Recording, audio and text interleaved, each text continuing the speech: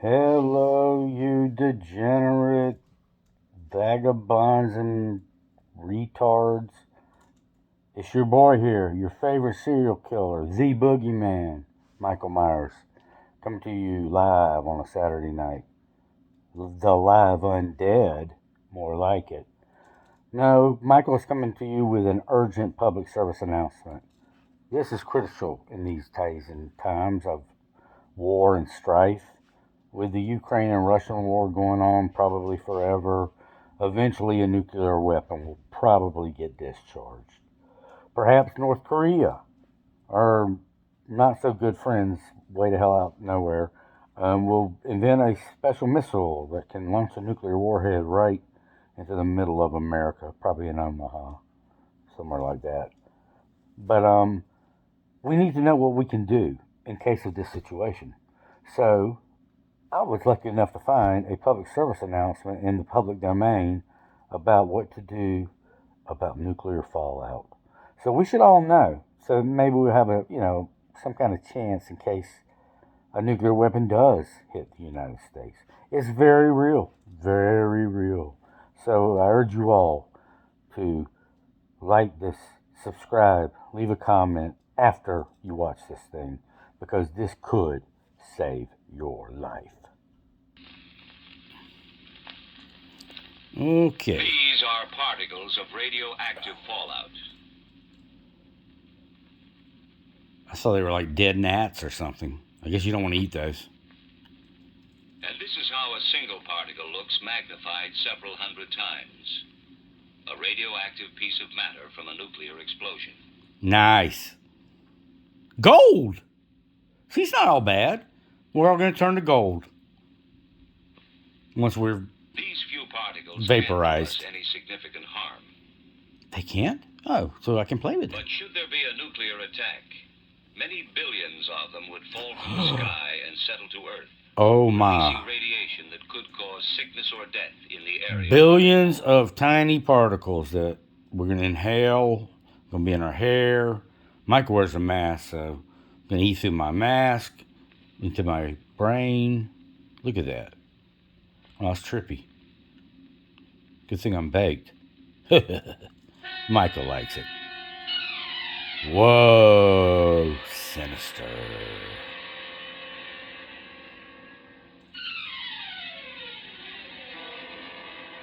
Mm-hmm.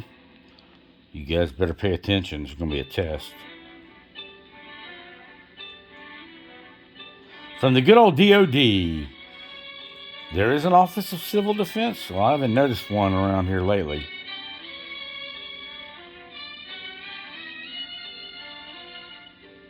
Well, that's good to know. I'm going to die instantly. I don't want to be around for the radiation sickness part.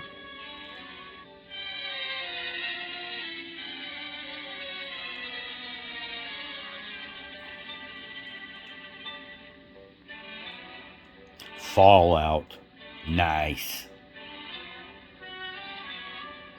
We got to protect ourselves from this crap. It's like COVID times 2.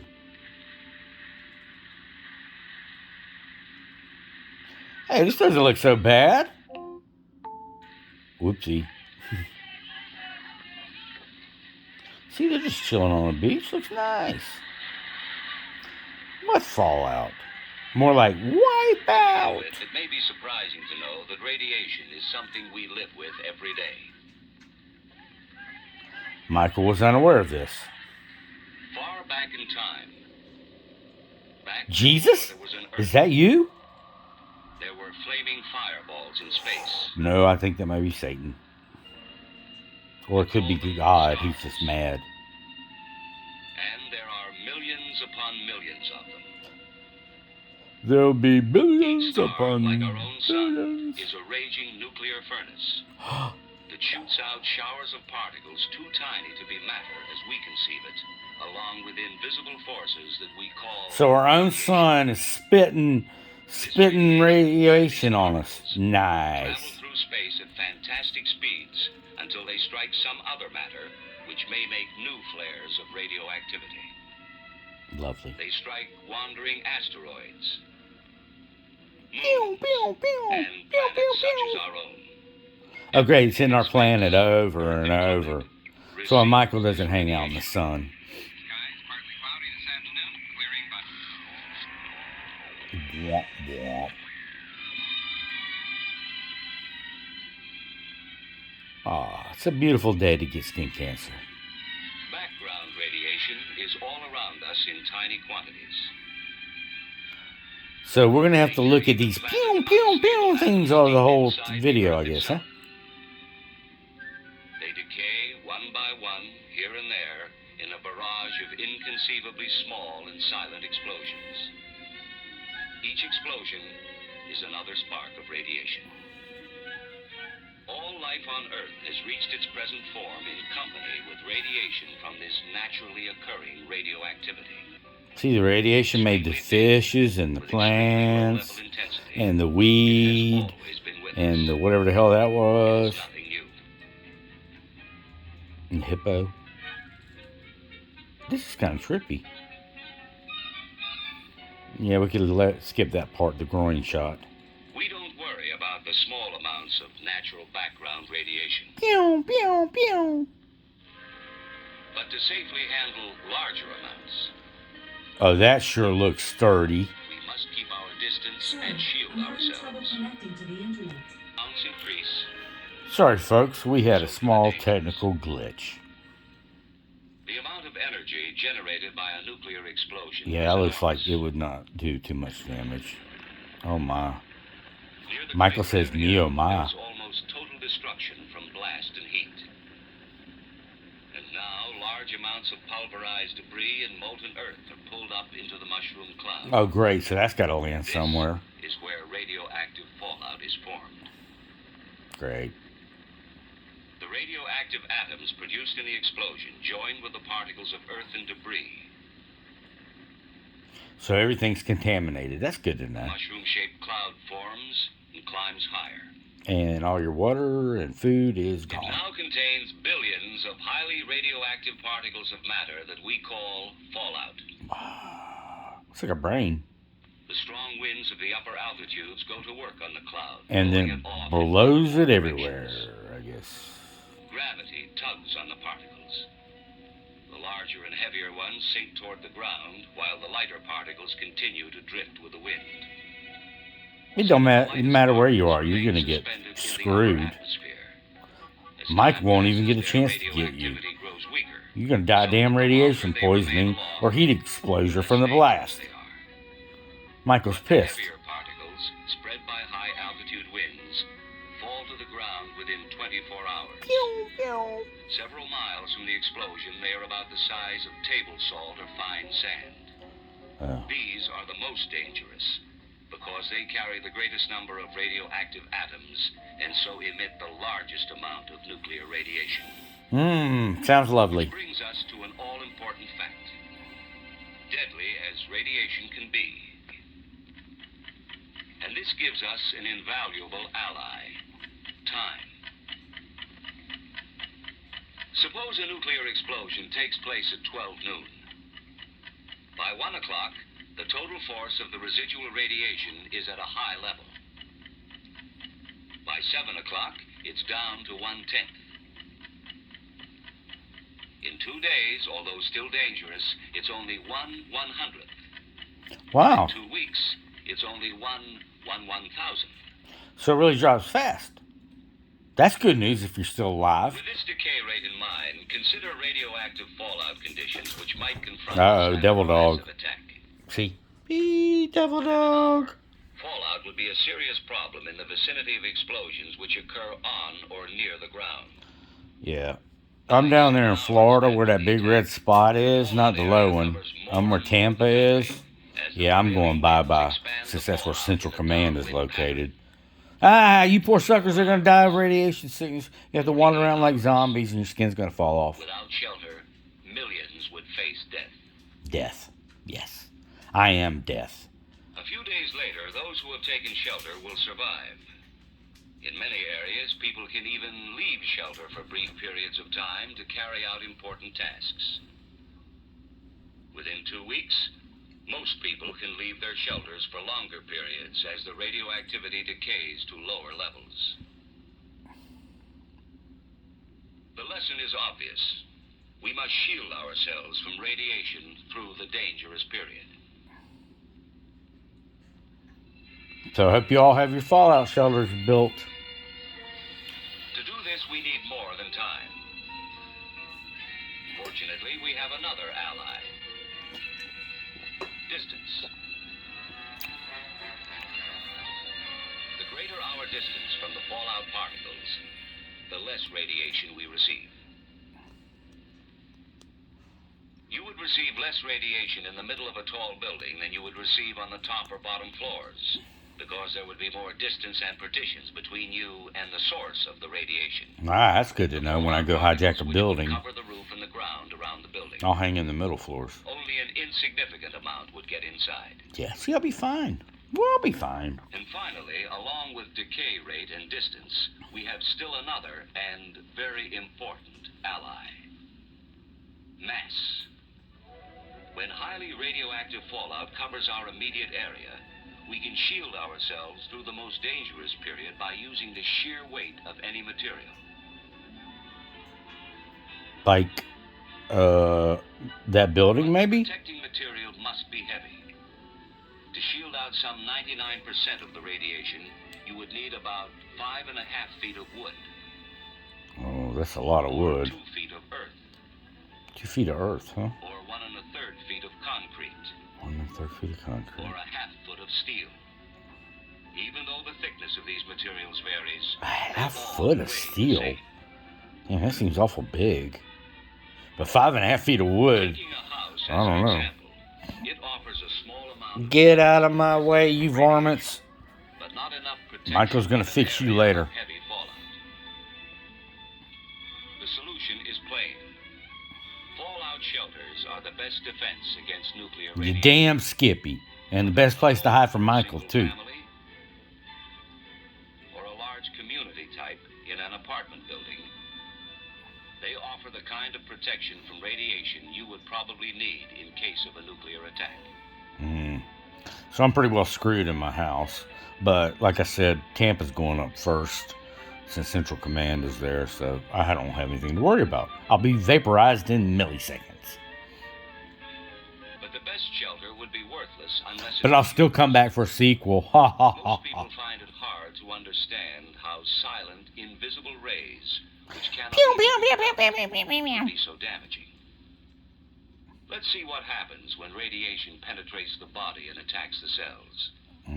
What is a cell, and what happens? A cell is where you go when you've been arrested for drunk driving or something. Which reproduces itself by dividing. Our bodies are made up of millions of cells. Sorry, cat issues. Blocks of our blood and tissues. Now, powerful radiation strikes, and cells are injured or destroyed. And all your little soldiers die one by one. If the dose is too great, almost all of the damage eventually will be repaired. If radiation continues, there are some cells less able to function at top efficiency. And they become cancer and you die. Should the body fall behind in its recovery, severe illness or death could result.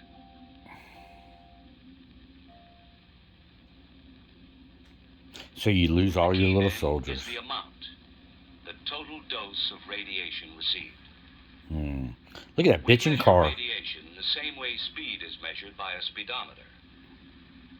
Only instead of a speedometer, that steering wheel looks like it's a 22-inch, 24-inch steering wheel. That's a big-ass steering wheel. Roentgens per hour. Man, that car's only got 1,000 miles on it. Called a dosimeter to record how much radiation A dosimeter? accumulated over a period of time. In the same way we record accumulated distance in miles, the dosimeter records accumulated dose in Roentgens. Roentgens? Who came up with that damn name? Dr. Roentgen, I presume. With this in mind, let's return to... See, he's got his shades. He's fine from the devil's son. In an average lifetime, a person might expect to accumulate about 10 Roentgens from his natural environment. So I get 10 Dr. Roentgens. To affect his health.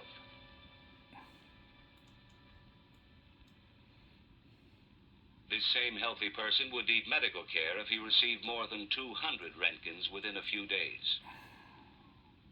300 Roentgens in the same period would cause severe radiation sickness or possibly death. And as we go beyond 300 Roentgens, the danger of death increases rapidly. So now we see why shelter is vital. The difference between accumulating a large dose because of little or no shielding and a small dose because of adequate shielding is the difference between death and life. You better have some damn adequate shielding, people. No clothing, of course, could possibly provide enough shielding. Michael's mask will. It's superhuman. However, if you were to be in the open during fallout conditions, clothing would keep the particles from touching your skin. Yeah, that's a there is big no relief. Such thing as a fallout suit, but ordinary clothing would help until you could reach the safety of a shelter. Then the fallout. Honey, I'm home. What's for dinner? And outer clothing removed. If fallout settles on your food, the food itself is not harmed, since radiation damages only living tissue. And you can easily decontaminate it using almost the same methods you use in everyday food preparation. See, you got nothing to worry about. Even if all your corn and shit has radiation on it, it'll be fine. Probably wouldn't show up for years. You got years, see? Still, since there is a possibility of long-term effects, such as shortened lifespan, cancer, or hereditary damage, it's wise to remove the radioactive particles by simply washing, wiping, or peeling. See, that's how you gotta do. Just throw it under the sink for a minute and bye-bye particles. Or chemicals can destroy radioactivity. The fallout particles can only be moved or washed away. Only time can reduce their potency. And what of water? Well, here again... It's totally contaminated. If necessary, you can use water containing fallout particles without worry or immediate harm. See, you can drink it too. Chances are you wouldn't have to for long. For water helps to wash itself through the natural processes of sedimentation and filtration. See, water washes itself. I wondered how water got a bath.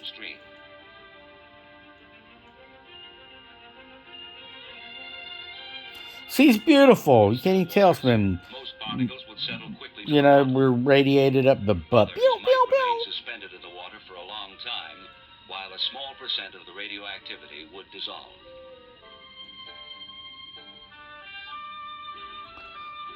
See, it's all going to be happy. Happy music. The normal processing of a water treatment plant would make it safe to drink.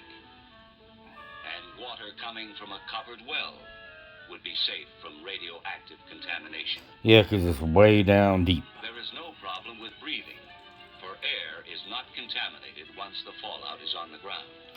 So you just got to wait for the fallout. A poison gas.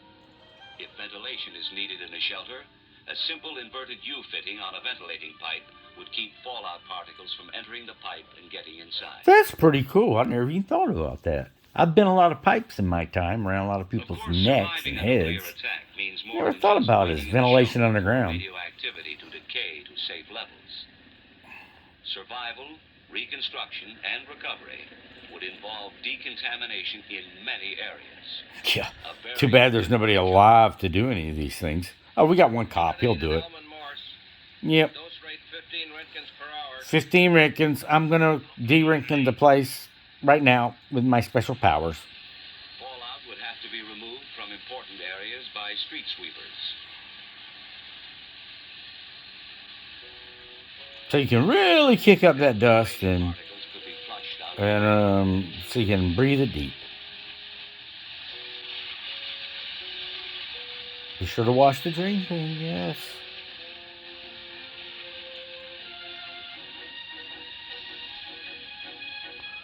Wouldn't you basically have to go wash every building in town?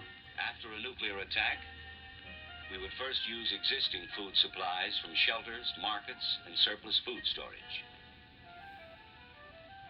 When fallout had decayed to safe levels, people could begin to work in the fields for limited periods of time. Oh, that sounds really safe. In a few areas, the land would not be suitable for food. but such crops as cotton could be grown. Oh, yeah. We could grow some cotton, but we can't eat it. We need cotton candy. Crops for human consumption would be grown in areas that had received the least fallout. Don't worry when you have that three-headed baby, Mama. It'll be okay. The reason we would be able to grow and eat food planted in this land is that the transfer of radioactivity from soil to plants is extremely low. Oh, that's kind of cool to know. Plants are good. Pew, pew. Little pews.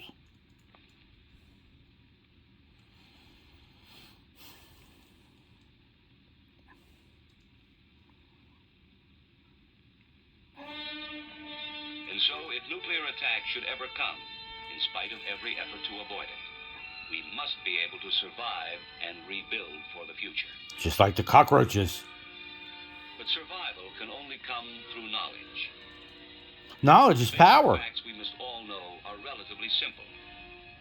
First, there is nothing new about radiation. It has always been with us. That's for sure, I think. What is new is the vast amount we would be exposed to as a result of nuclear Look at explosions. that. One bomb would look like that. We'd all be full. Much of this danger would come to us in the form of fallout. But we are not without personal weapons or defense. One of these is time. Time is our best defense or weapon. Or we just have to hold up like a hobbit there in the Shire for a while, and everything will be fine in a few months. Is distance. Radiating particles 50 feet away, for instance, would not affect us as much as particles a few feet away. And our third defense is mass. Any material with enough weight will keep the penetrating rays from hurting us. Huh. The greater the weight of the material between us and the particles, the safer we would be. Wow, so we basically need a wood building and the best way concrete we can building. use all three weapons of defense is with an adequate shelter, thick enough to shield off a good part of the radiation until it has decayed to safer levels. I get it. When radiation attacks, the cells of our body are damaged. Yeah, I know that part. I've seen enough horror movies in my time to see radiation sickness. It's sort of like being a zombie, a slime zombie. Damage, they do not infect us and make us, or anything else, radioactive. It's not contagious. That's why food remains good no matter how much radiation has passed through it. Fallout accidentally swallowed with water or food will do you no immediate harm. But for long-term safety, it's best. But in a week or so, you're going to grow a third leg. You wish. No, a third arm. Even if you were caught outside under fallout conditions, ordinary clothing would keep the radioactive particles from touching your skin. But you would still need to find shelter quickly. Run! If we remember these facts, if we act on them intelligently, we can increase our chances of survival. So just stay calm when you see those big, huge nuclear bombs coming right at you. You can find a shelter. That is why the federal government has a nationwide fallout shelter program. They do? The goal is adequate fallout shelter space for every man, woman, and child. In the United States of America. And this goal can be reached. For with knowledge of radiation, we can face the facts about fallout, take action to protect ourselves. And so that little girl will actually grow taller than she is today.